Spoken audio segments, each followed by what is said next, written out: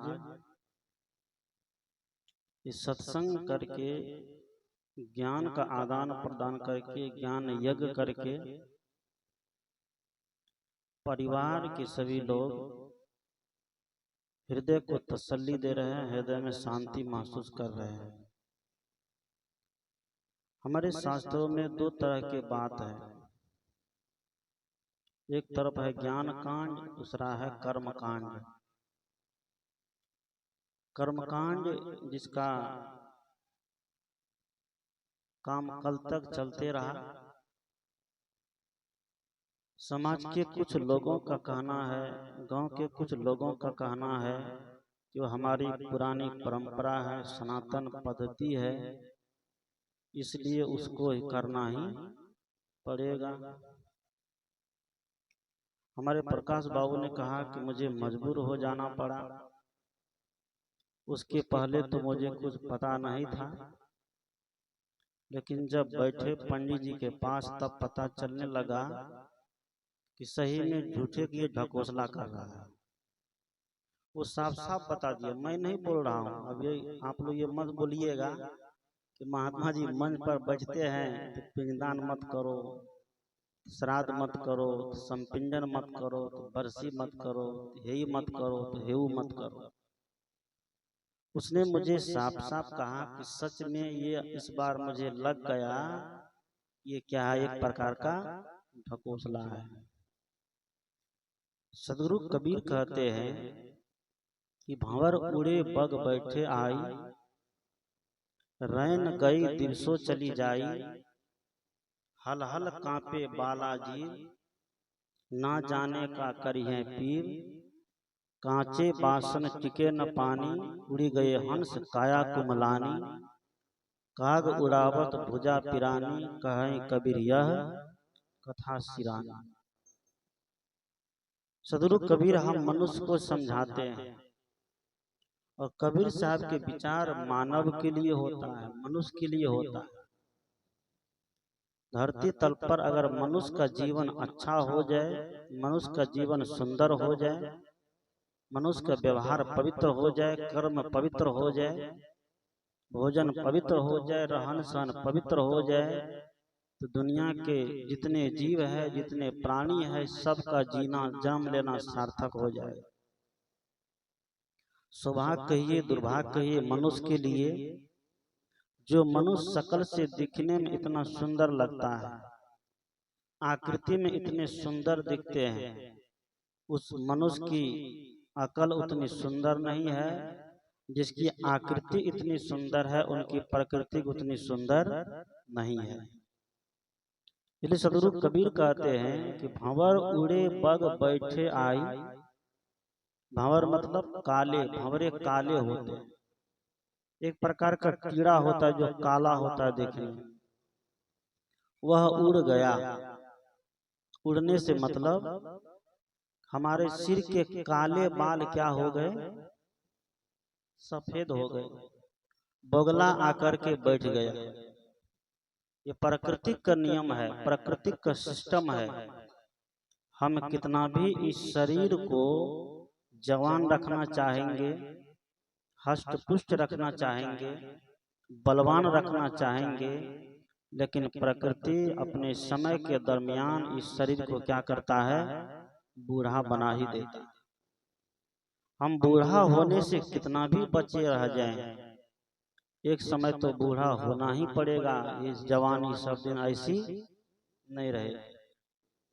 कुछ लोग कहते हैं कि अभी से हमारी उम्र ही क्या हुई है, भरम से, पाखंड से, अंधविश्वास से मुक्त होने का, ढोंग ढकोसला से मुक्त होने का।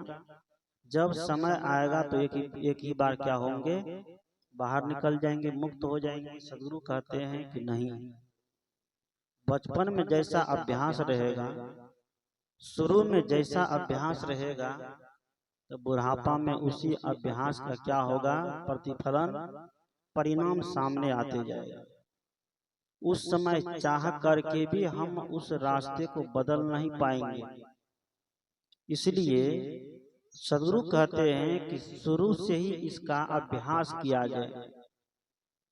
जैसे धन कमाने के लिए जवानी में लोग धन कमाता है, जवानी में लोग जगह जमीन अरजता है, शादी विवाह करता है, जवानी में विद्या पढ़ता है, बचपना में विद्या पढ़ता है। कोई व्यक्ति चाहेगा कि नहीं बुढ़ापे में हम करेंगे, तो वहां संभव नहीं है। बुढ़ापा है केवल आराम करने के लिए, और जीवन भर जो किया है उस किए हुए कर्मों के परिणाम को भोगने के लिए। अगर नहीं भोग पाएंगे तो शरीर छूटेगा, पुनः अगर शरीर मिलेगा तो कोई भी शरीर में जाएंगे तो उस शरीर में उस दुख को भोगना पड़ेगा। प्रारब्ध कर्म ऐसा है, प्रारब्ध कर्म जीव का पीछा करते रह जाता। जैसे 1000 गाय है, 1000 गाय के बीच में एक गाय बच्चा दी है, 1000 गाय के बीच में एक गाय बच्चा दी है, लेकिन 1000 गाय है। जब दूहते समय बच्चा को खोलेंगे तो बच्चा किसके पास जाएगा? अपनी माँ के पास जाएगा, दूसरी गाय के पास वो नहीं जाएगा। उसको इतनी पहचान है, उस बच्चे को जब खोला जाएगा तो 1000 गाय में खोजते खोजते वह अपनी माँ के पास पहुंच जाएगा। ठीक उसी तरह यह जीव का जो किया हुआ पूर्व जन्म का प्रारब्ध कर्म है, जो शेष है, जो बचा हुआ है, जो भोग नहीं किया गया है, वह बाकी बकाया है, और किसी न किसी शरीर में उस भोग को भोगना पड़ेगा। कोई केवल मनुष्य शरीर में नहीं, किसी भी प्राणी के शरीर में जाएगा, कुत्ता में जाए, गधा में जाए, घोड़ा में जाए, बैल में जाए, किसी भी प्राणी में जाएगा तो वहां उन कर्मों का भोग भोगना ही पड़ेगा। इसलिए सदगुरु कहते हैं कि मानव तन में यह जीव आया है तो इसी तन में रह करके इनकी पूरा का पूरा काम कर देना चाहिए। लेकिन मनुष्य के शरीर में यह जीव जब आता है तो बहुत विद्वान बनता है, बहुत चालाक बनता है, बहुत चतुर बनता है, सबको धोखा देता है, तो मौत को भी धोखा देने लग जाता है, देता है ना। मौत को धोखा देते देते एक समय ऐसा आता है उसका राम नाम सत्य हो जाता है, वो मृत्यु के प्यारे हो जाते हैं। सदगुरु कहते हैं कि दुनिया में धरती तल पर हर चीज से आप बच सकते हैं, लेकिन मौत से नहीं बच सकते हैं। मौत से बचने के लिए कितना भी प्रबंध कर लीजिए, कितना भी प्रयोग कर लीजिए, दवाई का, गाड़ी का, मोटर का, घर का, बंगले का, लेकिन मौत अगर आएगी तो जाना ही पड़ेगा, इसमें कोई दो राय नहीं है। इसलिए कबीर साहब ने कहा कि आया है सो जाएगा राजा रंग फकीर, लेकिन आगे अंतर हो जाता है। यहाँ तो सब जाएगा, सबको एक तराजू पर तौल दिया कबीर साहब, आया है सो जाएगा राजा रंग फकीर, एक सिंहासन चढ़ी चले एक बंधे जात जंजीर। ये जंजीर पुलिस आती है, जंजीर में बांध करके ले जाती है, उनकी जंजीर तो दिखाई देती है, लेकिन मौत रूपी पुलिस जब आती है तो उनकी जंजीर दिखाई नहीं देती, बड़ा अदृश्य बंधन से बांध करके ले जाती है। सदगुरु कहा कि बहु बंधन से बांधिया एक बेचारा जीव, केवल छूटे आपनो कीरे छुड़ावे पीव। यह जीव बहुत सारे बंधनों से बंधा हुआ है, एक बंधन इसके ऊपर नहीं है, बहुत सारे बंधन, इतने बंधन है कि गिनाना बड़ा मुश्किल हो जाएगा, लेकिन सारे बंधन अदृश्य दिखाई नहीं देता। हम जो गलत कर्म कर चुके हैं उसका बंधन तैयार हो गया है, दिखाई तो नहीं देता। हम किसी का सामान चोरी कर लिए, हम किसी के साथ छल और कपट किए हैं, किसी के साथ बुरा व्यवहार दुर्व्यवहार किए हैं, तो वह कर्म बन करके तैयार हो गया है, बंधन बन के तैयार हो गया है, जो अदृश्य बंधन है। अदृश्य बंधन इस जीव को कहाँ ले जाता है? नरक में ले जाता है। जीते जी नरक भोगाता है उसको। लोग कहता है कि मरने के बाद स्वर्ग मिलता है, मरने के बाद नरक मिलता है, मरोगे और अच्छा काम करोगे तो यहाँ से स्वर्ग में जाओगे, और जब स्वर्ग में चले जाओगे मरने के बाद पंडित जी आएगा तो कहेगा माँ को बाप को स्वर्ग भेजने के लिए, वहां जाने के लिए सारा चीज ट्रांसफर करो, यहाँ से ट्रांसफर करता भी है लोग, करते हैं ना। जब स्वर्ग पहुंच गए, वहां सब कुछ मिल रहा है, स्वर्ग में सब कुछ है, दूध की नदी बहती है, फूल की सैया पर एकदम सुलाए जाते हैं, डंलप के गद्दे पर एकदम आराम फरमाया जाता है। स्वर्ग ऐसा है कि देखने में एकदम रमणीय है, वहाँ कोई चीज का एकदम अनुकूल मौसम में जब जैसा चाहिए वैसा मिल जाता है। फिर भी पंडित जी कहता है खटिया दीजिए, तो खटिए में स्वर्ग में सोएंगे, फिर भी गद्दा दीजिए। जब स्वर्ग में फूल की सैया पर सोना पड़ता है तो फिर यहाँ से खटिया पलंग तोशक गद्दा भेजने की फिर जरूरत क्या? इसका मतलब स्वर्ग में कुछ भी नहीं है। आज हमारे इसरो के वैज्ञानिक कुछ दिन पहले चंद्रयान भेजा, कहाँ भेजा? चंद्रमा पर भेजा। इसरो के वैज्ञानिक चंद्रमा पर चंद्रयान को भेजा, तो चंद्रयान वहां पर सर्च किया, रिसर्च किया कि क्या है, तो वह भी एक जैसे यहाँ पृथ्वी है उसी तरह वहां भी है, उबड़ खाबड़ गड्ढे हैं, बड़े बड़े गोले हैं, खनिज लवण है और पदार्थ है वहां पर, जो सर्च करके दिया। रास्ते में चंद्रयान को कहीं स्वर्ग नहीं टकराया। टकराना चाहिए कि नहीं? टकराना चाहिए ना। जो हमारे वैज्ञानिक इतना खर्च करके वहां भेजे, उनको रास्ते में कहीं स्वर्ग मिलना चाहिए और नरक भी मिलना चाहिए।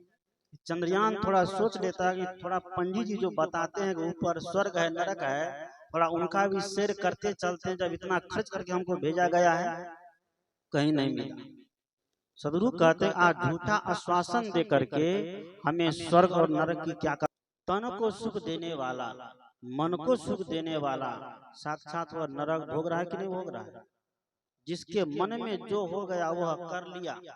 दारू पीने का मन हुआ दारू पी लिया, गांजा पीने का मन हुआ गांजा पी लिया, मांस अंडा शराब बाजी करने का मन हुआ वो सब कर लिया, तो वह जीवन में नरक भोग रहा है कि स्वर्ग भोग रहा है? इसलिए कबीर साहब के विचार है कि मनुष्य को सही रास्ता पर जब तक नहीं आएगा तो मानव कहलाने को योग नहीं है।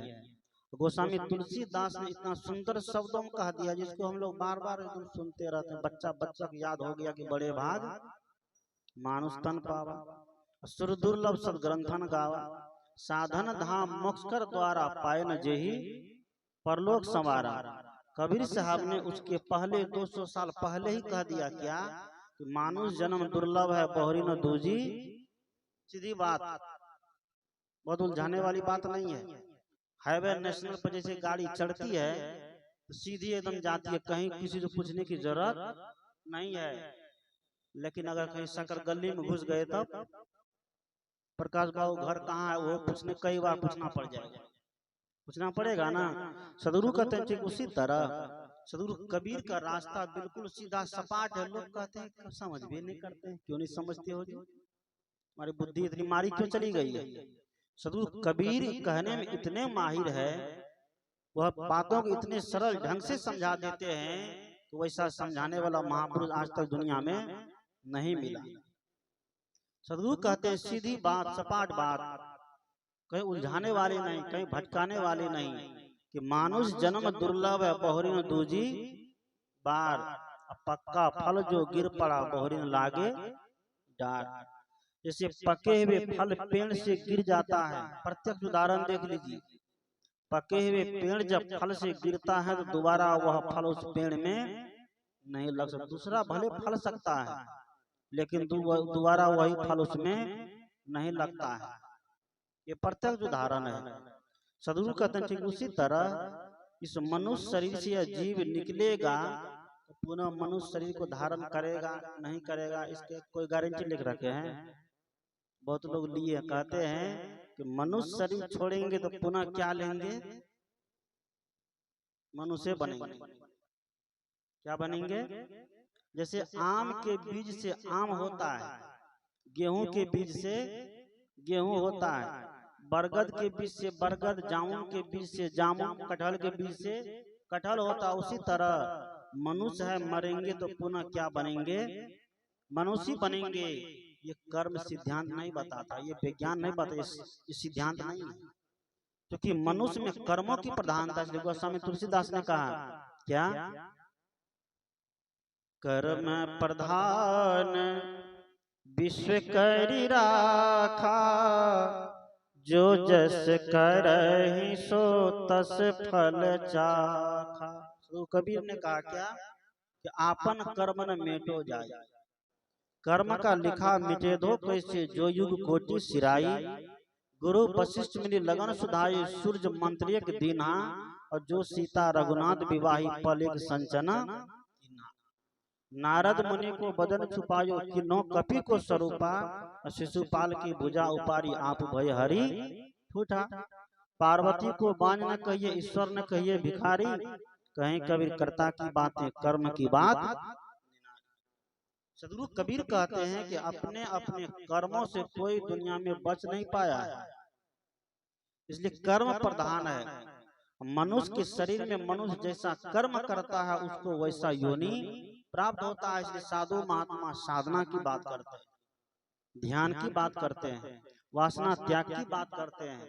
साधना करके ध्यान करके वासना का त्यागी बन करके आप अपने आत्म स्वरूप को प्राप्त हो जाइए, फिर आपको जन्म मरण के चक्कर में आने जाने की आवश्यकता नहीं रह जाएगी। बहुत लोग कहते हैं कि मरने के बाद यह जीव भूत बन जाता है, तो प्रेत बन जाता है, तो चुड़ैल बन जाता है, तो जिंद बन जाता है, क्या क्या फलाना ढकाना, इतने इतने चीज बना दिया जाता है मरने के बाद। जीते जी नहीं, अगर मरने के बाद पिंडदान नहीं कराया जाएगा तो पीछे में गुल्लेर के गज पर माँ आके बैठी रहेगी, कौन रूप में आके बैठी रहेगी, उनको शरीर मिलेगा तब ना बैठाएगा। हमारे सिद्धांत कहता है, गीता कहती है कि वासांसी जिनानि यथा भी है, नवानी गृण्याति नरो प्राणी, तथा शरीरानी विह जीर्ण्या अन्य ज्ञानी, सयाति नवानी देही। जैसे जीव जब शरीर छोड़ता है, जैसे नहाने से पहले या कपड़े जब पुराना हो जाता है तो उस कपड़े को क्या करते हैं, बदल देते हैं ना।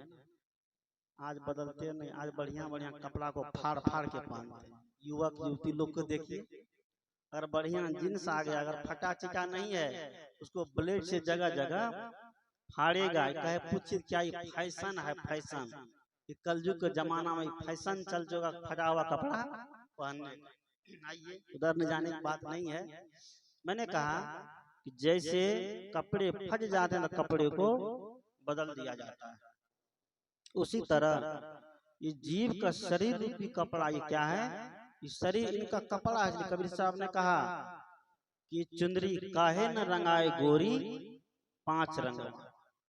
इस शरीर रूपी चुंदरी की बात कबीर साहब करते हैं। इस शरीर रूपी चुंदरी जो इतना सुंदर है, इतना मनमोहक है देखने में, इस चुंदरी का मर्म आज तक कोई नहीं जान पाया। लेकिन दास कबीर ने ऐसी ओढ़ी ज्यों की त्यों धर, दीनी चदरिया झीनी रे झीनी। कबीर साहब को भी यह चुंदरी मिली, स्वामी विवेकानंद को भी यह शरीर रूपी चादर मिली, रविदास को भी शरीर रूपी चादर मिली, सदगुरु अभिलाष साहब को भी यह शरीर रूपी चादर मिली, सदगुरु आचार्य श्री धर्म स्वरूप साहब को भी ये शरीर रूपी चादर मिली, सदगुरु श्री मेही साहब को भी शरीर रूपी चादर मिली। लेकिन जिसने इस चादर को ओढ़ने का तरीका जान लिया, आज देखिए वह पूजनीय हो गया, आज उनकी पूजा होती है। लेकिन जिसने इस शरीर रूपी चादर को ओढ़ने का तरीका नहीं जाना, इसको ओढ़ करके मैला कर दिया, गंदा कर दिया। गंदा कैसे किया, विषयों में पढ़ करके, झूठ बोल करके, प्रपंच बोल करके, चोरी बन करके, शराबी बन करके, मांसखोर बन करके, जिसने इस शरीर रूपी चादर को गंदा कर दिया, कबीर साहब ने कहा तो उसको जैसा मिला वैसा लौटा करके नहीं दिया, इसलिए उसके ऊपर कर्ज चढ़ गया। कर्ज उतारना पड़ेगा कि नहीं? उसी कर्ज को उतारने के लिए प्राकृतिक इस जीव को क्या करते, दूसरे शरीर में भेज देती है, जाइए वहां ला करके उस भोग को भोगो। जब तक उस भोग को नहीं भोग लेंगे तब तक कल्याण नहीं है। हमरे द्वारा जो गलत कर्म हो चुका है उस कर्म का परिणाम सत्संग करा देने के बाद भी कटने वाला नहीं है। ये 100% की बात कहता हूँ। सत्संग करते हैं तो सत्संग से आगे गलत कर्म नहीं होगा, ये हो सकता है, लेकिन जो गलत कर्म पहले कर चुके हैं उस गलत कर्म का परिणाम आपको भोगना ही पड़ेगा। ये वैज्ञानिक सिद्धांत है। इसलिए सदगुरु कबीर कहते हैं क्या कि कर्म व्यक्ति को बांधता है, कर्म व्यक्ति को बंधन देता है। जैसे 1000 गाय के बीच में उसका बच्चा उसको खोज लेता, उसी तरह जिस जीव के द्वारा कर्म हुआ है, कर्म उस जीव को क्या करता, जा करके पकड़ लेता, उसका परिणाम भोगने के लिए उसको तैयार कर देता है। इसलिए सदगुरु कबीर मानव की चर्चा करते हैं, मनुष्य की चर्चा करते हैं। जैसे जो लोग कहते हैं कि आम के बीज से आम, कटहल के बीज से कटहल, गेहूं के बीज से गेहूं, तो मनुष्य चाहे पापी मरे चाहे पुण्यात्मा मरे, फिर ये सत्संग भजन ये ध्यान साधना करने की जरूरत नहीं रहेगा, क्योंकि फिर तो सब मनुष्य बनेगा, कोई जरूरत रहा। फिर कर्म सिद्धांत का कोई यहाँ लेना देना नहीं रह गया। कुछ लोग यहाँ तक कहते हैं कि आत्मा उतना कुछ नहीं है। हम लोग का जब बहस चलता है, सोशल मीडिया से जुड़े हुए तरह तरह के लोग आते रहते हैं प्लेटफॉर्म पर। कुछ लोगों का कहना कि आत्मा नहीं है, शरीर के अंदर सेल है, वह सेल काम करते रहता है, और सेल जब काम करते करते बंद कर देता है तो आदमी क्या हो जाता है, मर जाता है। तो मैंने ऐसे लोगों से पूछा, जब सेल काम करते करते बंद कर दिया, सेल खत्म, आदमी मर गया, आदमी की डेड बॉडी पड़ी हुई है, तो दूसरा सेल तो मार्केट में है ना, डॉक्टर के यहाँ है ना, उस सेल को ला करके शरीर में सेट कर दिया जाए, आदमी फिर चलने लग जाएगा, आदमी फिर बोलने लगेगा कि नहीं, नहीं चलेगा। क्यों नहीं चलेगा? उस सेल को चलाने वाला जो सेली था वो सेली निकल गया, और वो शरीर को, सेल को चलाने वाला, जिसकी उपस्थिति में सेल भी काम करते हैं, जिसकी उपस्थिति में आंख भी काम करती है, मुंह भी काम करते हैं, हर चीज काम करते, सारे अंग फड़फड़ाते हैं, वह जब निकल जाता है तो फिर इस शरीर का भी कोई महत्व नहीं रह जाता है।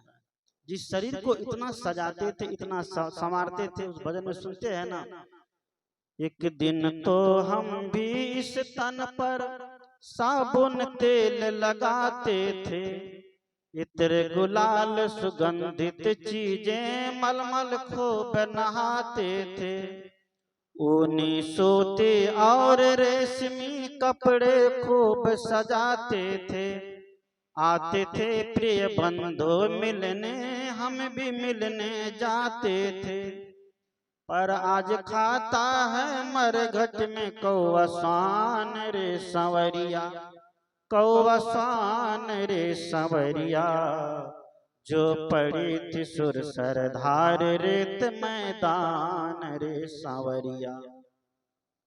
जब तक इस शरीर के अंदर जीव है वो आत्मा रूपी परमात्मा है।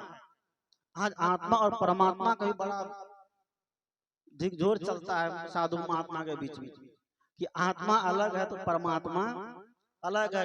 इसके धक्कापेल में इतना कुछ हो जाता है कि झगड़ा अलग है, सब कुछ हो जाता है। शरीर के अंदर जो आत्मा रूपी परमात्मा रहता है, ब्रह्म रहता है, खुदा रहता है, गोद रहता है, जब यह निकल जाता है तब तो शरीर का भी कोई काम नहीं है, कोई वैल्यू नहीं है। तब इस शरीर की अंतिम क्रिया चालू हो जाती है, वहीं पर इसकी अंतिम क्रिया समाप्त। 16 संस्कार होते हैं ना, कितने संस्कार करते हैं शरीर के? 16 संस्कार।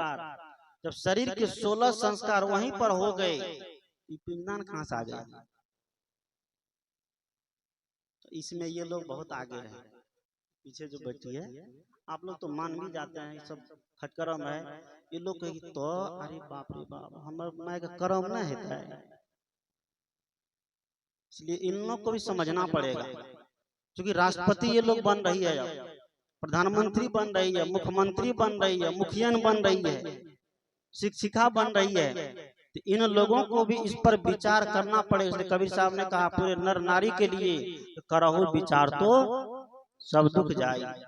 अगर विचार हमारे अंदर आ गया तो हमारे जीवन का सारा खेल समाप्त हो जाएगा, सारा भरम सारा पाखंड समाप्त हो जाएगा। लेकिन हम तटस्थ नहीं हो पाते हैं। भोज खिलाने की बात है, जितना दिन खिलाना हो खिलाइए, हमको उससे कोई मतलब नहीं है। लेकिन जहां तक पाखंड की बात है, उस पाखंड को क्या करिए, समाप्त करिए समाज से। बहुत लोग कहते हैं कि नहीं, महात्मा लोगों में चलता है एक ही दिन, तो हम लोग तो गिरस्त है, हमारे में कितना दिन चलना चाहिए? तिल्लान भी होगा, सतनान भी होगा, नखवाल भी होगा, और श्राद्ध होगा, संपिंडन होगा, फिर एक दिन डेरा शुद्ध होगा, उसके बाद सत्संग होगा। डेरो शुद्ध होता है ना, डेरा भी शुद्ध करवाया जाता है। मन का इतना भ्रम है कि डेरा भी शुद्ध का इतना कुछ हो जाने के बाद भी उसका डेरा क्या हुआ, शुद्ध नहीं हुआ। बहुत जगह देखता हूँ सत्संग करा के जब चला जाता हूँ तब कहता है कि नहीं डेरा शुद्ध नहीं हुआ है, इसलिए डेरा शुद्ध करने के लिए थोड़ा कीर्तनों करा देते हैं। इतने साधु महात्मा आ गए, इतना लंबे लंबे विचार ध्यान साधना की बात बोले तो उसका डेरा दरवाजा कुछ शुद्ध नहीं होता। सब क्या है, मन का एक भ्रम है। सदगुरु कहते हैं कि शुद्ध अशुद्ध वह व्यक्ति है जिस व्यक्ति का खान पान गलत है, जिस व्यक्ति का रहन सहन गलत है, जिस व्यक्ति का बोली बानी गलत है, वह व्यक्ति अशुद्ध कहलाता है, अपवित्र कहलाता है। हमारे वैदिक ग्रंथ में यही बात है। हमारे वैदिक ग्रंथ में कहीं भी जाति पाति की बात नहीं है, कहीं भी चर्चा नहीं है जात पात। वहाँ केवल वर्ण की चर्चा है, और वर्ण जो जैसा काम किया उसको वैसा नाम दे दिया। जो मिट्टी का घड़ा बनाया उसको कुम्हार कह दिया गया, जो बाल दाढ़ी काटा उसको नाई कह दिया गया, जो खेत जोता उसको किसान कह दिया गया, जो गाय चराया दूध दुआ उसको ग्वाला कह दिया गया, जो ज्ञान का काम किया उसको ब्राह्मण कह दिया गया। सदगुरु कहते हैं कि वैदिक ग्रंथों में कहीं भी जाति पाति ऊंच नीच छुआछूत की भावना नहीं है। लेकिन बाद में जब पुराण बना तो 6 शास्त्र 18 पुराण के अंदर क्या किया गया, इतना जाति पाति वर्ण व्यवस्था की बात कर दी गई। एक ग्रंथ है जिसका नाम है मनुस्मृति। मनुस्मृति ग्रंथ को पढ़िए, उसमें कहे लिखा है कि शूद्र को धन रखने का अधिकार नहीं है। जब शूद्र को धन रखने का अधिकार नहीं है तो उनसे दक्षिणा लेने का अधिकार होना चाहिए क्या जी? नहीं होना चाहिए। शूद्र को धन रखने का अधिकार नहीं है। शूद्र ब्राह्मण के घर में काम करेगा, उसका धान काट देगा, धान काट करके वसा करके झाड़ पछोड़ करके उसके बखारी में डाल देगा, तब तक वो अशुद्ध नहीं होता। लेकिन बखारी में डालने के बाद अगर कोई शूद्र जाति के, चाहे जादव हो, चाहे लौवा हो, चाहे डोम हो, चाहे चमार हो, चाहे मंडल हो, चाहे जोल्हा हो, चाहे दुनिया हो, जो भी हो, अगर उनका छू लेगा तब क्या हो जाता है, अशुद्ध हो जाता है। जब तक उसके खेत में काम किया तब तक वो अशुद्ध नहीं है, और जब वहां से निकल गया उसके घर में पहुंचा दिया तब वो क्या बन जाता है, अशुद्ध बन जाता है। सदगुरु कबीर कहते हैं कि आग लगा दो ऐसे लोगों को, क्रांति करो ऐसे लोगों के लिए। मानव जिसका कर्म पवित्र है, मानव जिसका रहन सहन पवित्र है, मानव जिसका खान पान सही पवित्र है, वह व्यक्ति कभी छोटा कभी ऊंचा नीचा नहीं हो सकता, वह व्यक्ति पूजनीय होता है। मेरे रामायण के अंदर लिखा गया क्या, जे वर्णाधाम तेली कुम्हारा और सपज किरात कौल कलवारा, रामायण की बात है ना। और पूजिए विप्र शीलगुण ही ना, शूद्रन गुणगन ज्ञान पर भी ना। पूजनीय ब्राह्मण है, शील गुण से हीन भी तो क्या है, पूजनीय है। लेकिन एक शूद्र व्यक्ति आचरणवान है, ज्ञानी है, धर्मनिष्ठ है, त्यागी है, वैरागी है, तो वह पूजा करने के योग नहीं है। ऐसी ऐसी वर्ण व्यवस्था बना करके ग्रंथों में बातें फिट कर गई। कबीर कहते हैं ग्रंथ कोई खराब नहीं, इसलिए ग्रंथ को बुरा मत मान, ये मत सोचिए रामायण को बुरा मानते हैं। ग्रंथ कोई बुरा नहीं होता। कबीर साहब ने कहा कि वेद किताब काकिन झूठा, झूठा जो न विचारे, और सब घट एक एक के लेखे भय दूजा के मारे। दुनिया में कोई ग्रंथ बुरा नहीं है, कोई शास्त्र बुरा नहीं है, लेकिन हम जब पढ़ते हैं तो हमारा समझने की दृष्टि नजरिया क्या होती है, बुरी हो जाती है। जहाँ अच्छाई है अच्छाई लीजिए, जहाँ बुराई है बुराई को छोड़ दीजिए। इसलिए कबीर साहब ने कहा कि साधु ऐसा चाहिए जैसा शुभ है, और सार सार को गहीरे थोथा दे उड़े। सार ग्राही बन करके हम कहीं भी रहे, तो सार लेकर के आसार को क्या करे, बगल कर दे। मैंने कहा जब शरीर के 16 संस्कार वहीं समाप्त हो गए, गाड़ो फेंको, 3 काम है, गाड़ दो या फेंक दो या जला दो। इसमें भी धक्कापेल होता है, कोई लोग कहता है कि नहीं हम गाड़ेंगे, कोई कहता हम जलाएंगे। अब जीव निकल गया है, उसको गाड़ना हो तो गाड़ दो, जलाना हो तो जला दो। यही नहीं कर सकते हैं, गाड़ना हो तो गाड़ दो, जलाना हो तो जला दो। फेंकते नहीं है, क्यों नहीं, कि मनुष्य का शरीर है, इसलिए सम्मान के साथ इसका अंत्येष्टि कर दिया जाए। सब दिन इस शरीर में रह करके सत्संग किया है, भजन किया है, ध्यान किया है, साधना किया है, इसलिए इसको सम्मान के साथ क्या करिए, अंतिम क्रिया कर दीजिए। यहाँ पर मुझे कोई कुछ नहीं कहना है, चाहे आपको गाड़ना हो तो गाड़िए, जलाना हो तो जलाइए। 16 संस्कार जब यही समाप्त हो जाता है, जीव कर्मों के अनुसार अपने शरीर को धारण कर लिया गया, फिर ये तिकड़म जो होता है किसके लिए होता है, हाँ सब बताओ, पकड़ा लिए है। 16 पिंग दिया जाता है। गुहाली के घर में पंडित जी एक बोरा बालू गिरा देता है, सही बोल रहे हैं गलत बोल रहे हैं, मुझे पता नहीं, आप लोग बताइए, थोड़ा मोड़ा देखा हूँ, सही बात है। गुहाली के घर में पंडित जी एक बोरा बालू हरा देता है, कहता यही है जमुना घाट। क्या है, यही जमुना घाट है, यहीं पर 16 प्रकार का पिंड दो, तुम्हारे बाप की क्या मिलेगी, मुक्ति मिलेगी। अब जरा गौर करिए, माँ बाप जन्म किसको दिया था, पंडित जी को। ये चश्मा वाला वहां बुरा नहीं लगे, माँ बाप जन्म किसको दिया था, बेटा को दिया, बेटी को दिया, पंडित जी को दिया। हंसते हैं सब भाई, कहियो में बेटा बेटी दल पंडित जी को, पंडित जी को दिया, बेटा बेटी को दिया। तो मुक्ति देने का अधिकारी बेटा बेटी है कि पंडित जी है। लेकिन आज बेटा बेटी की बात कोई मानते हैं, नहीं मानते हैं। जब तक उन्ना है तो भोजन नहीं खेल, कहते हैं ना, घर वाले को मजबूत रहने की आवश्यकता। अभी मैं गया था मधेपुरा प्रोग्राम में, सत्संग कार्यक्रम में, वहां से जब चला तो रास्ते में जब सत्संग था वहां भी यही मामला, जब तक वो नहीं है तो भोज नहीं खेबो। घर वाले एकदम टाइट हो गया, तो आप समाज है, आप हमको पूछते हैं तो मेरा भी काम है पूछना, हम भी आपको पूछेंगे, लेकिन वो सब खटकरम नहीं किया जाएगा। सत्संग होगा तो सत्संग में भी एकदम तिकड़म लग गया। गाँव वालों ने कहा जब 3 दिन भोज नहीं तो 3 दिन सत्संग हो नहीं। मैंने कहा बात सही है, और सत्संग भी 1 दिन की जरूरत है, 3 दिन सत्संग कराने से बहुत जगह। जब पंडित जी हट गया, पिंडदान हट गया, तो 3 दिन सत्संग करेंगे। क्यों करेंगे सत्संग? 1 दिन सत्संग सुनने से, 1 घंटा सत्संग सुनने से व्यक्ति नहीं सुधरता है, तो 3 दिन सत्संग करने से क्या व्यक्ति सुधर जाएगा? नहीं सुधरता है। ये सत्संग हो रहा है, हमारे प्रकाश बाबू की मम्मी जी को क्या मिल रहा है? नहीं मिला। बहुत लोग कहते हैं सूक्ष्म रूप बन करके कहीं रह के क्या करता है, सुनता है, गलत बात है। सदगुरु कहते हैं ये सत्संग वर्तमान के मनुष्य जीवन के लिए है, मानव जीवन के लिए है।